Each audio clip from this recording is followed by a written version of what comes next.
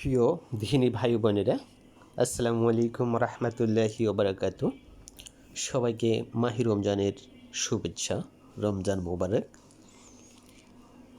গত বছরের মতো আমাদের মাঝে আবারও মাহে রমজান এর আগমন ঘটেছে।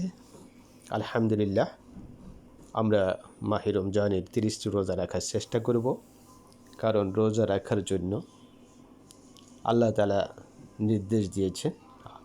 এজন্য আমরা রোজা রাখবো।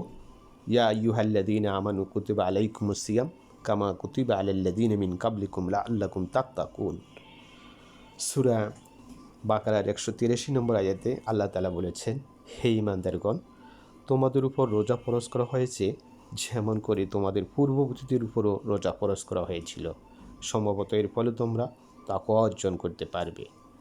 আল্লাহ তাআলা নির্দেশ যেহেতু দিয়েছেন মাহে রমজানের রোজা রাখতে, সেহেতু আমরা অবশ্যই রোজা রাখব। রোজাকে রমজান এই জন্য বলা হয়, রোজার মাধ্যমে গুনাহকে জ্বালিয়ে পুড়িয়ে শেষ করে দেওয়া হয়। অর্থাৎ আমাদের জীবনের আমরা যত পাপ করেছি, আমরা যদি ঈমান ও ইহতিসাবের সাথে মাহে রমজানের রোজা রাখতে পারি, তাহলে আল্লাহ তাআলা আমাদের অতীতের সমস্ত গুনাহ খাতা মাফ করে দিবেন। এই সম্পর্কে আমরা একটি হাদিস জেনে নিই। হাদিসে বর্ণিত আছে, হযরতে আবু হুরায়রা রাদিয়াল্লাহু তাআলা আনহু থেকে বর্ণিত সেই হাদিসটি। রাসূলুল্লাহ সাল্লাল্লাহু আলাইহি ওয়াসাল্লাম বলেছেন, মান সামা রামাদানান ঈমানান ওয়া ইহতিসাবান গুফিরা লাহু মা তাকাদ্দামা মিন জানবিহি। যে ঈমান ও সওয়াবের নিয়তে রমজানের রোজা রাখবে, আল্লাহ তার অতীতের সকল গুনাহ মাফ করে দিবেন। বুখারী ও মুসলিম শরীফের হাদিস। সুবহানাল্লাহ। প্রিয় ভাই ও বোনেরা, এর সাথে অত্যন্ত সুযোগ আর কি আছে যে আমরা আমাদের অতীতে যত গুনাহ করেছি, আমরা যদি ঈমান এবং ইহতিসাবের সাথে আমরা যদি মাহে রমজানে 30টি রোজা রাখতে পারি, তাহলে আল্লাহ তাআলা আমাদের অতীতের সমস্ত গুনাহ খাতা মাফ করে দিবেন। প্রিয় ভাই বোনেরা, আমরা সকলে আসলে গুনাহগার।